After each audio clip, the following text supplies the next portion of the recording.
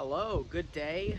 Yeah, so this is 12 years I've got going here. Haven't posted a video in a while. Just didn't want to. I'm sure some people thought maybe I was dead or that I had cut my hair. I don't think so.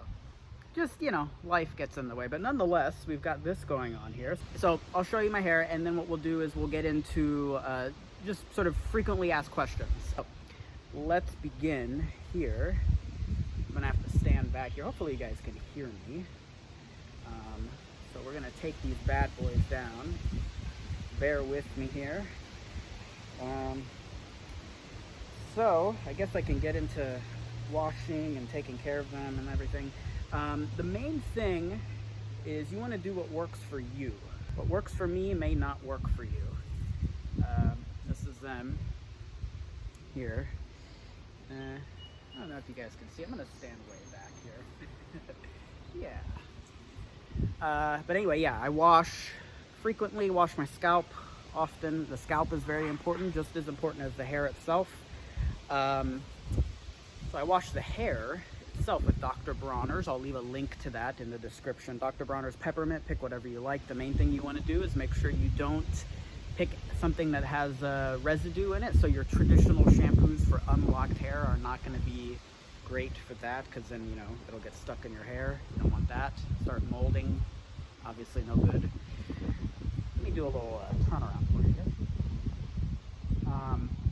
Where was I? Shampoo. Oh yeah, so you can use a bar, use Dr. Bronner's liquid, whatever you want to do. Dilute it if you want.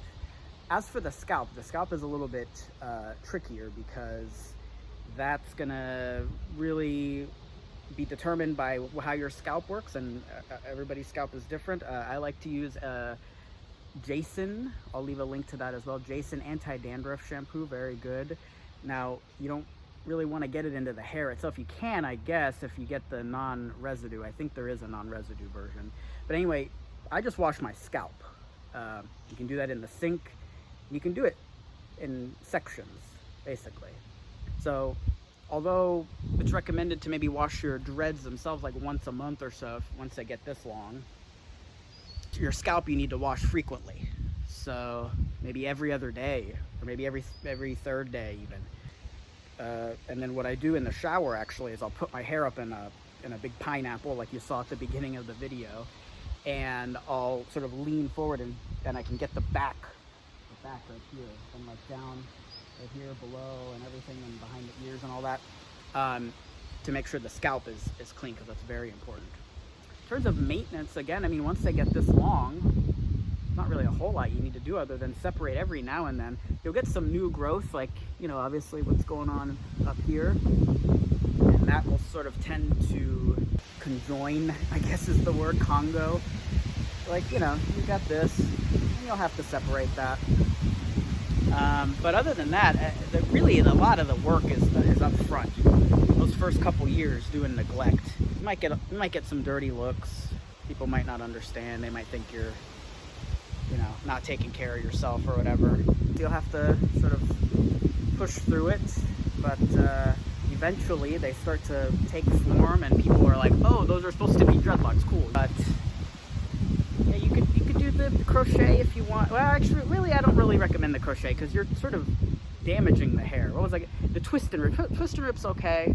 There's a couple other methods that are more like brute force, that you're like actually putting effort into. But for the most part, I mean, I think the sort of healthiest way is to just let it do its own thing. But everybody has their own preferences. But what I will say is I really don't recommend putting beeswax or anything crazy like that in your hair. Highly recommend avoiding that. Yeah. Anyhow, I've rambled on long enough here. One more shot here. Let's stand back. Yeah, this is them. 12 years.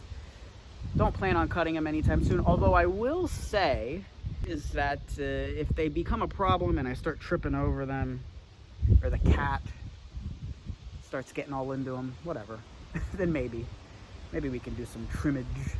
But in terms of cutting them off, I don't think so. You could trim the ends a little bit too. Sometimes that can help. Here's a great example. You see this wispy end here? This is fantastic. And the reason this is fantastic is when you're drying your hair, which is just as important as washing it, this really makes it easy for the hair to come out, or for the water to come out when you've got these wispy ends here. So anyway, just a tip. Okay, wrapping it up here, 12 years. Thank you everybody for watching, and I know there are a couple people who were eager to see another update. That's very nice, and I'll leave my social handles in the description here so you guys can ask me questions. I know there's a lot of curiosity with the dreadlocks and all that, so please feel free to ask me any questions you have, and I will catch you hopefully sooner than 5 years, but we'll see. Once they get this long, you really don't notice much of a difference from year to year, but I will post another one of these before I die. I will guarantee you that. So anyway, okay, take care, be safe, drink some water, and I will catch you on the next one. Bye bye.